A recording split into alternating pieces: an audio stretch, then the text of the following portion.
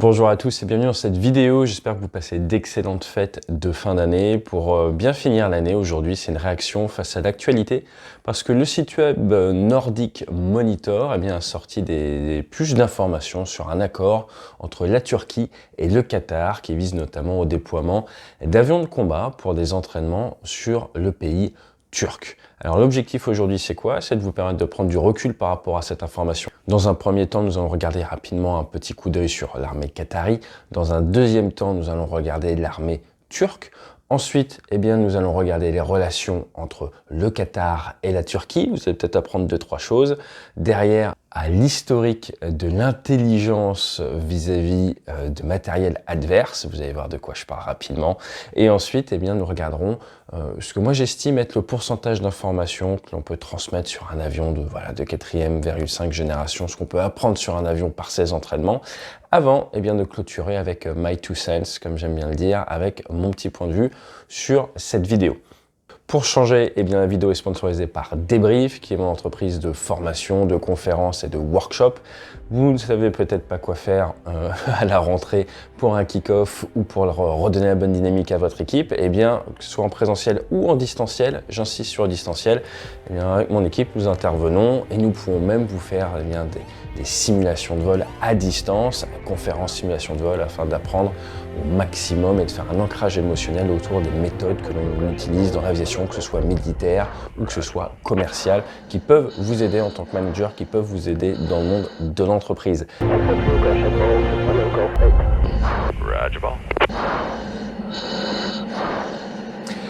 Le Qatar et son armée. Alors ce qu'il faut savoir, c'est que l'armée de l'air qatari a été créée en 1974. Ils ont commencé par acheter des Alpha Jets et j'ai eu la chance de voler en patrouille avec ces Alpha Jets en allant un jour surveiller le Qatar, en allant faire des exercices sur un champ de tir.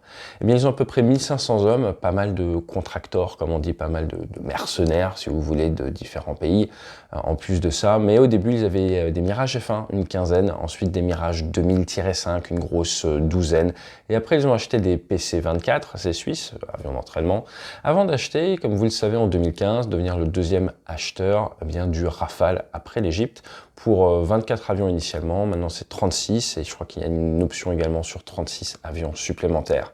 En 2017, ils ont également signé pour 24 Eurofighter Typhoon, et également pour 36 F-15E Strike Eagle. Donc nous sommes face à une armée de l'air assez jeune, avec à peu près 1500 personnes, qui dans quelques années aura 36 Rafale, aura 24 Typhoon et aura 36 Strike Eagle. Donc ils ont acheté un petit peu tout ce qui se fait. Ce qui est plus intéressant par contre, je trouve, c'est de voir quel optionnel ils ont récupéré pour le Rafale. Et là, vous avez forcément du Mika, qu'ils avaient déjà sur le Mirage 2000, donc les missiles RR d'MBDA, avec 150 Mika IRHT, 150 Mika EM. Très intéressant, 160 Météor. Les Météor étant la nouvelle génération de missiles. À l'heure actuelle, je pense que ce sont les meilleurs missiles RR au monde. En termes de portée, c'est supérieur à ce que font les Américains, supérieur à ce que font la plupart des autres pays. Donc ça, c'est très important parce que ça va avec des tactiques particulières. Vous avez également l'achat de 300 A2SM qui sont des bombes propulsées très efficaces. 60 AM39, donc les tueurs de bateaux, les Exocet sur lesquels j'étais spécialisé, très utile pour le Golfe. Avec ça, vous pouvez faire peur aux pétroliers. Et 140 Scalp, donc des missiles de croisière. Donc c'est important de voir qu'ils ont acheté des Rafales, mais surtout ils ont acheté toutes les bonnes munitions qui vont avec. Et par contre, au niveau du pod de désignation, ils sont restés sur du pod sniper, ils n'ont pas pris le pod français. Néanmoins, ils ont un viseur de casque qui est israélien avec leur Rafale. Donc voilà ce qu'on peut dire un petit peu sur l'armée du Qatar. À noter quand même que, comme vous le savez, en juin 2017, les tensions entre le Qatar et les pays autour, l'Arabie Saoudite, les Émirats Arabes Unis, Bahreïn, l'Égypte, sont vraiment rentrés dans le dur. Il y a eu une rupture des négociations, fermeture d'espace aérien.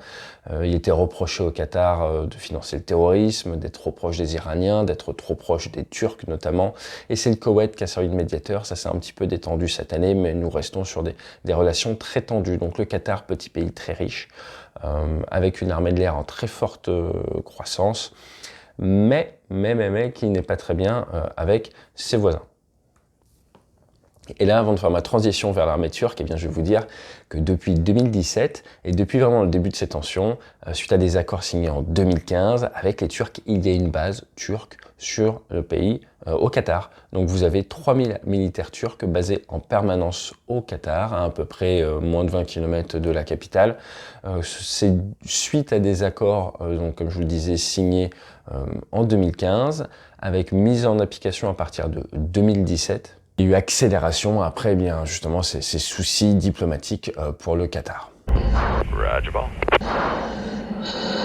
L'armée turque maintenant, eh bien, l'armée turque, c'est une des plus vieilles armées de l'air au monde, tout simplement parce qu'elle a été créée en 1909, il y a plus de 1200 aéronefs, il y a plus de 250 avions de combat, c'est du matériel principalement américain, vous allez retrouver du F4, du F5, du T-38, vous allez retrouver eh bien, du F-16 qui fait le gros de leur force, et ils devaient récupérer et acheter du F-35. Vous avez peut-être suivi les complications suite à l'achat de systèmes solaires S-400 auprès des Russes, eh bien, il y a eu une brouille entre ce pays qui appartient à l'OTAN, hein, la Turquie, et les États-Unis, et il a été décidé pour l'instant de les mettre de côté sur le programme F-35.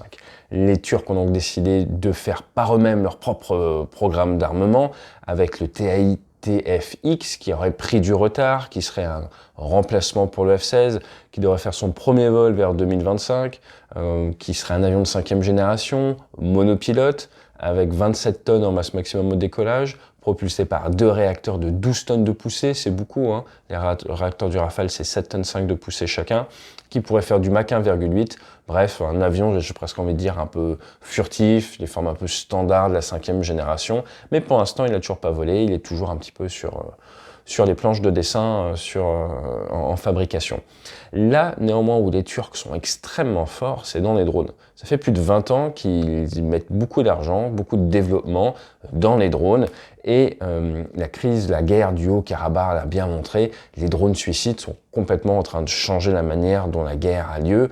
Ils ont notamment pu détruire une multitude de sites solaires. Donc c'est cette capacité en drone, je pense que la Turquie est un des pays les plus avancés au monde à l'heure actuelle, parce que voilà, ils ont pu mettre en œuvre une véritable industrie étatique autour de ça. Vous avez différents types de drones qui sont très connus chez les Turcs. Alors ça vient beaucoup de différentes familles, hein, mais vous avez peut-être entendu parler des TB2. Les TB2, c'est du gros bimoteur qui fait 20 mètres, qui fait 6 tonnes. Mais moi, ce qui m'intéresse le plus, ce sont ceux de chez STM, les Kargoo. Les Kargoo 2, ça fait du 150 km/h, ça pèse 8 kg, ça vole à peu près 30 minutes, jusqu'à une dizaine de kilomètres de l'opérateur. Vous avez 1,3 kg de charge militaire, ça a été utilisé en Libye. Il y a même un rapport de l'ONU daté du 8 mars 2021 qui dit qu'apparemment, eh bien, ils ont de l'intelligence artificielle et ils peuvent attaquer tout seuls. Donc c'est pour ça que l'ONU a fait des rapports dessus. Alors le constructeur dit que c'est pas vrai. Mais par contre, ce qui est vrai, c'est que ces petits drones suicides ont une capacité à travailler en essaim. Je vous mets quelques images, là vous allez voir, et je pense qu'ils ont pris énormément d'avance dans ce domaine-là au niveau de l'armée turque. Alors l'armée turque a connu des purges suite aux grosses tensions qu'il y a eu dans le pays, où ils sont passés en 2016 de 1350 pilotes de chasse à peu près 680, donc ça posait des gros soucis de compétences. Donc l'armée turque est actuellement en train d'essayer de se réinventer d'un point de vue chasse aérienne. Leurs F-16 sont vieillissants, ils essaient de les faire moderniser, d'en acheter des nouveaux. Ça bloque un peu au niveau des États-Unis. Pour le futur, c'est le TFX, ça n'avance pas trop. Donc là, pendant les 5-15 prochaines années, ils vont être un petit peu dans le dur d'un point de vue technologique pour ce qui est de la chasse. Je pense que ça va être compensé par leur capacité en drone, mais c'est une BU, si on peut dire, une business unit un petit peu différente. Donc armée turque, très intéressant, énorme armée, qui fait partie de l'OTAN, qui est de plus en plus proche voilà, de pays avec lesquels, eh bien, dans l'Occident, on ne s'entend pas forcément très bien, et qui est en train de développer ses relations avec le Qatar, comme nous allons le voir dans le chapitre 3. Donc comme je vous l'ai dit, les relations entre le Qatar et la Turquie sont extrêmement fortes depuis 2015. C'est pas nouveau, hein. Ce qu'il faut savoir, c'est qu'en 2012, les tout premiers drones achetés par le Qatar, eh bien, étaient des drones turcs. Ils en ont vendu 10 mini-drones et depuis, ils leur vendent des drones, donc ils font du commerce ensemble depuis un bout de temps. Il y aurait des routes commercial via l'Iran. Ce qu'il faut savoir au niveau là, de ce qui nous intéresse, eh bien, c'est qu'en mars dernier, il y a eu un accord signé. Vous aurez le lien en dessous là, qui vous ramène vers Nordic Monitor. Eh bien, c'est que c'est un contrat qui va durer 5 ans, qui après est renouvelable tous les ans et qui permet en fait aux avions du Qatar de venir se déployer en Turquie pour s'entraîner dans leur espace aérien, mais également qui permet des vols de transport ou d'aide humanitaire. Les points importants et notables de cet accord, eh bien, c'est que si c'est un vol de transport, il faut un pilote turc dans l'avion et un loadmaster, donc quelqu'un qui gère la soute également qui soit turc. Et si c'est des vols d'avions de combat, au minimum, il faut un avion turc dans chaque patrouille, dans chaque colonne, comme ils disent, donc dans chaque patrouille. Est-ce que ça me choque? Non. Personnellement, quand je suis allé voler au Qatar, eh bien, nous, on avait dû aller voir des Alpha Jets, et les Alpha Jets nous avaient accompagnés vers le champ de tir où nous travaillons. Donc c'est des pratiques qui n'ont rien d'inhabituel, il faut être franc. C'est rare entre alliés très proches, mais rien d'inhabituel. Par contre, ce qu'il faut voir, c'est que c'est pas la première fois, hein, donc là on en parle beaucoup dans la presse en ce moment, mais il y a déjà eu l'Aigle d'Anatolie, un exercice en Turquie, et là il y avait les Turcs, il y avait l'Azerbaïdjan, il y avait également les Pakistanais, et le Qatar a déployé 4 Rafales. Donc cet exercice, c'était en juillet dernier, et donc depuis cet exercice, les Pakistanais, l'Azerbaïdjan et la Turquie, on a une bonne idée des capacités du Rafale. L'accord prévoit de déployer un maximum de 36 aéronefs et 250 personnels, donc ça fait pas mal d'avions. Qu'est-ce que vous pouvez faire et quels sont vraiment les avantages de cet accord? C'est tout simplement de donner un espace aérien qui permette aux Qataris de s'entraîner à faire du gros volume. L'espace aérien qatari est assez petit, assez restreint, et comme je vous l'ai dit, ils ont acheté du Mika-IR, du Mika-EM, mais également du Météor et de la 2SM. Quand vous avez du Météor, vous avez une capacité de frappe à haute altitude qui est extrêmement grande. On parle de centaines quasiment de kilomètres. Donc quand vous vous battez entre avions Météor, quand vous voulez vous battre comme ça, il faut d'énormes zones pour s'entraîner. Donc les Qataris ont tout avantage à pouvoir aller s'entraîner là-bas. De plus, le fait de travailler avec d'autres nations, avec d'autres pays, tire le niveau de vos pilotes vers le haut. Et quand vous avez une petite armée comme celle du Qatar, ça ne peut pas faire de mal. À noter quand même, comme je vous le disais, que le Qatar travaille beaucoup avec des Pakistanais, mais travaille également avec des Français, et avec l'arrivée des Typhoon et des F-15, va également travailler sûrement avec des anciens instructeurs ou des instructeurs américains ou anglais ou d'autres pays européens. Maintenant, est-ce que le Qatar travaille uniquement avec les Turcs? Eh bien non, parce qu'il y a des avions et des pilotes anglais un petit peu au Qatar, et vous avez également des accords qui sont en train de se signer avec l'Italie dans une notion de formation initiale. Donc voilà, à partir du moment où vous achetez des avions à l'export comme ça, généralement vous avez des accords avec le pays, avec formation de pilotes. Par exemple en France, on a reçu des pilotes qataris pour leur formation sur Rafale. Maintenant, nous allons nous intéresser un petit peu à l'intelligence, au reverse engineering, comme on aime bien dire en Amérique du Nord, c'est-à-dire vous prenez un téléphone, un avion, vous le démontez, vous essayez d'en créer un petit peu ce que vous pouvez. Et on va se concentrer un petit peu du côté russe de la force. En 1951, vous avez, en avril 51, vous avez des pilotes d'essai russes qui ont été envoyés en Corée avec comme objectif de récupérer un F-86 Sabre. Ces pilotes d'essai, ils ont finalement réussi le 6 octobre à toucher un F-86, le forcer à se poser. Le pilote a été récupéré, mais l'avion a été récupéré par les Russes qui voulaient fabriquer leur propre F-86, mais avec la mort de Staline, le projet a été abandonné.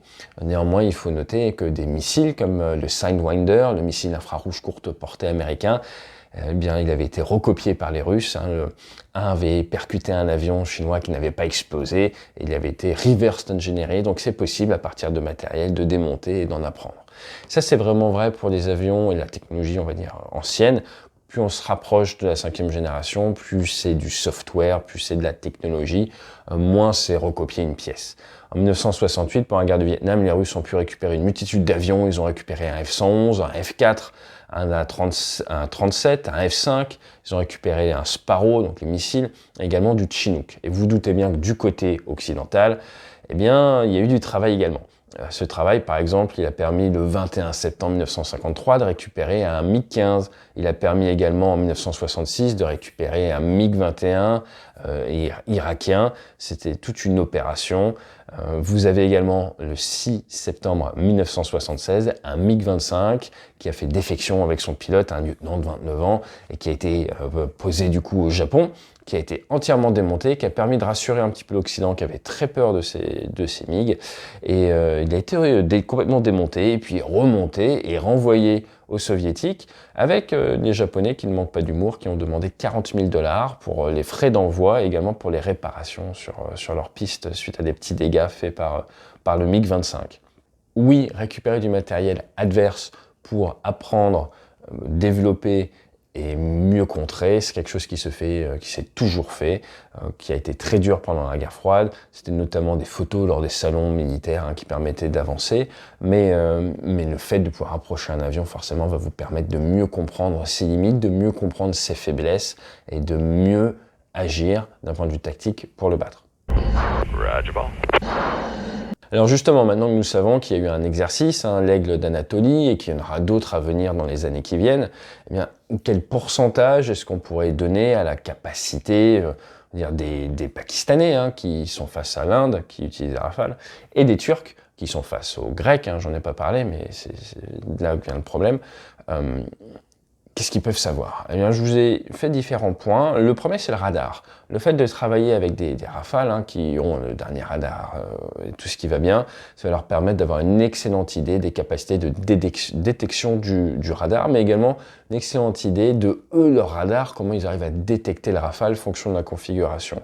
Donc, pour ce qui est de connaître les capacités, le range du radar du Rafale et également leur capacité à eux avec le S400, avec leurs autres systèmes solaires, avec leur F16, de détecter le Rafale. Je pense qu'ils vont pouvoir avoir à peu près 90% des informations par rapport à ça. Pour ce qui est de la guerre électronique, là on est dans une notion de détection, de capacité offensive, défensive.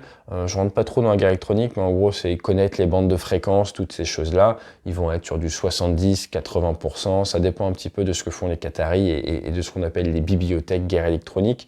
Mais retenez ça sera à peu près 70%.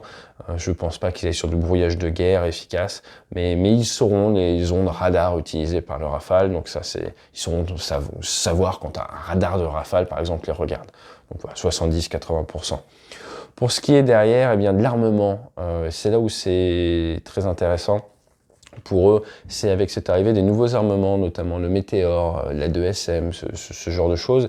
Il y en a forcément, ils vont pouvoir connaître la portée de l'ordre de 90%. Donc, pour ce qui est de leur efficacité, je pense de l'ordre de 75%. Donc, c'est quand même assez fort et très intéressant pour eux de découvrir le Météor et peut-être les portées de l'A2SM également et de la M39 forcément.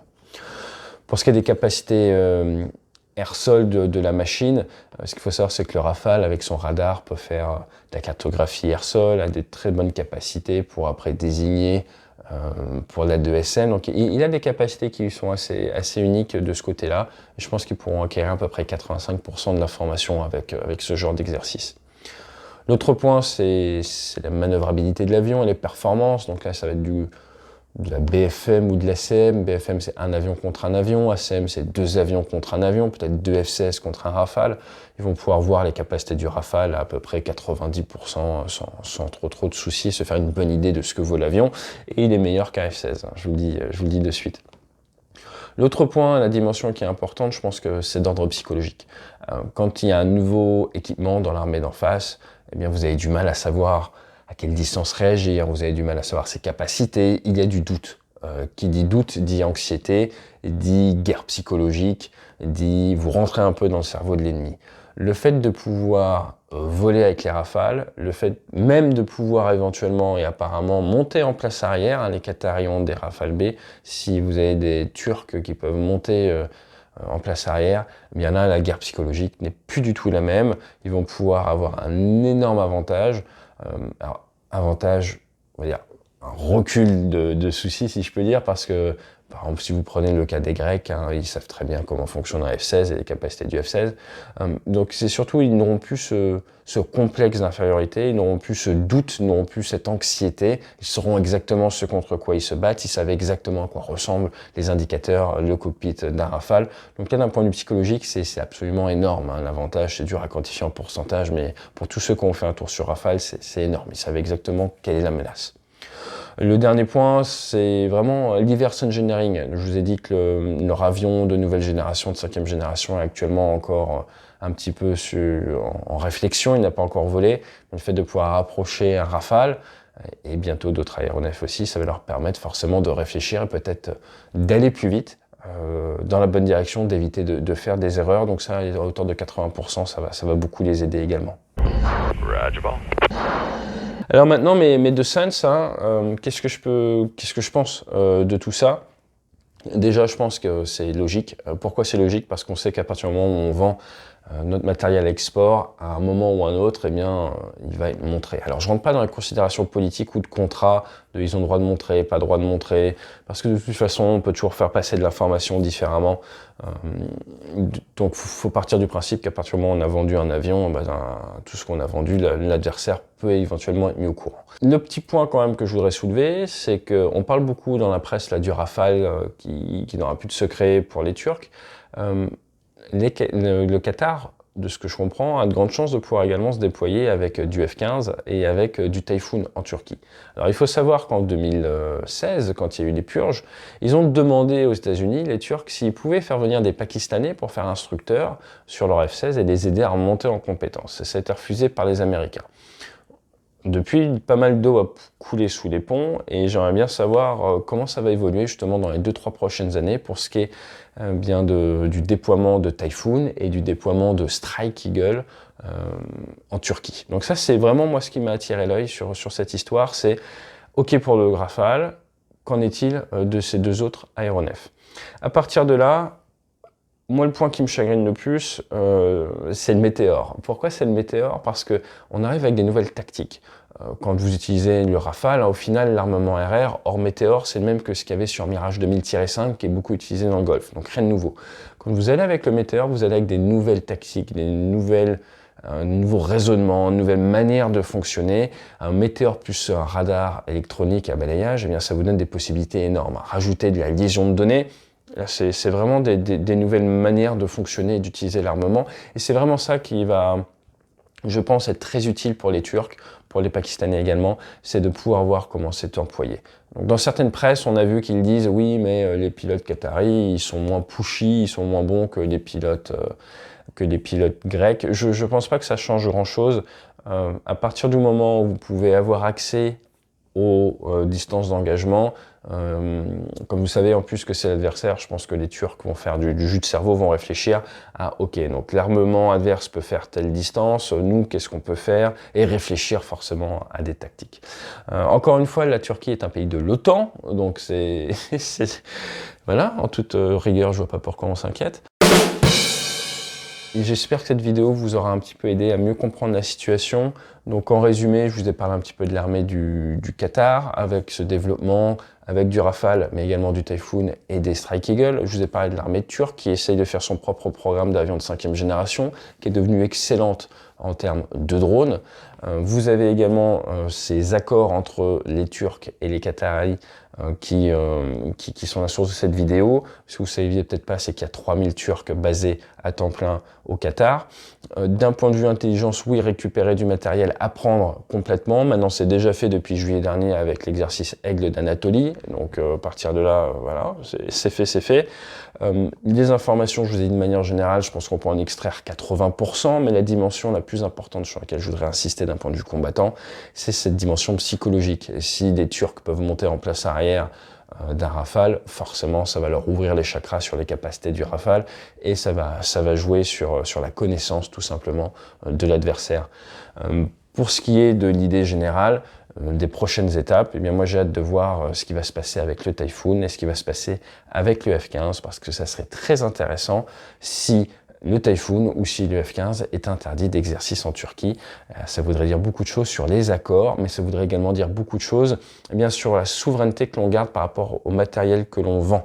C'est-à-dire que ce qui fait un petit peu la force de la France à l'heure actuelle, c'est quand même qu'on vend du matériel et on laisse un peu les gens faire ce qu'ils veulent avec. Les Américains, c'est moins le cas. Donc je pense que ça va être un bel élément de comparaison qui servira derrière dans des pitchs de vente, mais également dans les choix à qui vendre cet magnifique avion. Quelque chose de nouveau qu'on voudrait instaurer, c'est la question du jour.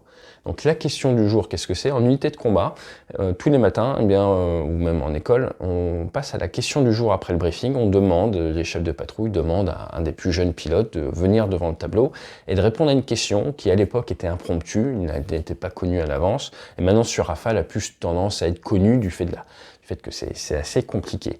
L'idée avec cette question du jour que je voudrais instaurer, c'est quoi? Eh bien, c'est de vous ramener vers les bases de l'aéronautique, le back to basics, comme on aime bien le dire quand on pilote un avion, et vous amener à réfléchir sur certains aspects de la sécurité aérienne, car je sais que beaucoup d'entre vous sont pilotes. Et avec le back to basics, cette semaine, je voudrais que vous me mettiez dans les commentaires, à votre avis, quand on pilote un avion, quand la charge de travail augmente, quand les choses ne se passent pas comme prévu, quelles sont les 3 choses à faire et dans quel ordre? C'est 3 petits mots qu'on dit en anglais, que j'ai déjà dit sur la chaîne. 3 choses à faire dans un ordre très précis pour vous permettre de survivre, de gérer les priorités au bon moment, la bonne chose au bon moment. Donc essayez de trouver ces 3 choses, mettez-les en commentaire et je vous dis à l'année prochaine. Salut, salut.